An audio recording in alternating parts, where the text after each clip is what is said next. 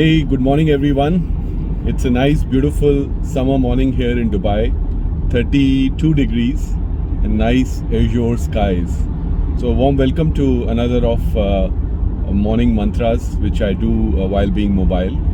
Hey, today morning I got up and I started thinking about, this in the wake of attack by these digital natives, startups, the big network players, Amazon, Alibaba, platform business models. What do the humble incumbents do? The legacy enterprises, asset rich, legacy rich, heritage rich, right? Heavy enterprises. What should they do in the wake of this incessant attack by these digital natives, which seem to come from nowhere and attack market share like it's there is no tomorrow, right? So I started thinking about this and I said, okay, there are perhaps, let's look at the capability map and see, what are the capabilities, how do the capabilities pan out between these two archetypes, right? The digital native and the traditional enterprise or the humble incumbents, right? So I started thinking about this. So here's a viewpoint. So I mean, some of the capabilities which are perhaps both of them have, right? So for example, a customer base, right? So is there large enterprises? I mean, because they've been for so long, they have a well-established, trustworthy network of customers.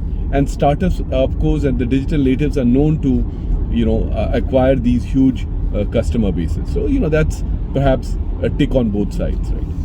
In terms of data, large enterprises again have treasure troves of data, right? First-party data, a lot of data available in their various different systems, collected over a period of time.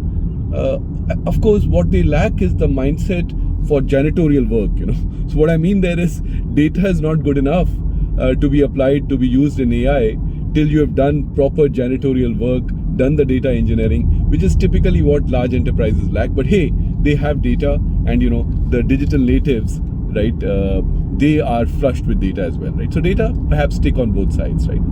Innovation capital, if there is a mindset, the right mindset, you could apportion a portion of your EBITDA onto innovation if you're a large enterprise, So that's a positive, and startups, I mean, they have to raise capital from the very go, even digital natives. Of course, I mean, at a later stage of a digital native, this, this equation completely gets different. So, I mean, data, customers, and access to early stage innovation capital is where, I think legacy enterprises are good. Yeah. Now, of course, there are certain things the legacy enterprises have which, digital natives and startups don't, right? So, for example, one is a brand built over a long period of trust, right? Engagement with the customers.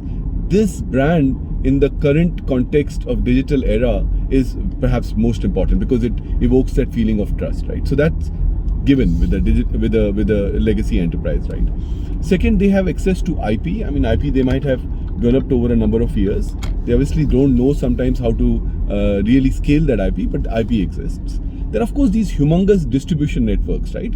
I mean, typically large enterprises, huge market reach, huge distribution networks, right? So that's something which is perhaps a tick on the legacy enterprises, and it takes some digital natives some doing to get there, right? Then if you look at the digital natives, of course, the big difference is perhaps two things. One is the digital mindset.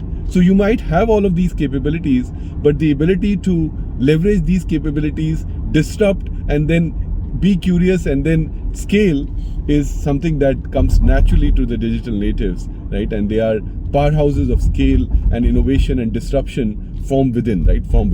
So that's one in, and perhaps, for scaling, you need patient capital, as one of my friends, Ray Wang, says, right? Patient capital. I mean, ability to get capital which will not be that focused on the quarterly, long term, 7 to 10 years, which most of these startups seem to have as well, right? So on balance, there are certain capabilities which are perhaps there for both, certain others which are, with the digital natives, and certain others with the legacy enterprises. What's shocking is, despite this capability map and its spread, very rarely do humble incumbents are fully able to compete with the digital natives, right? I mean, there are a few exceptions. Washington Post, a CIO came in, said, I need new content management developed the content management capability in-house. I mean, their IT technology team was more about assembly, outsourcing, but he assembled a team, developed the product competence, and today that's a $100 million dollar business top line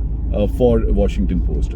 Another company I've been really impressed with is Goldman Sachs. It's leveraging its various different capabilities as a huge investment and now retail banker.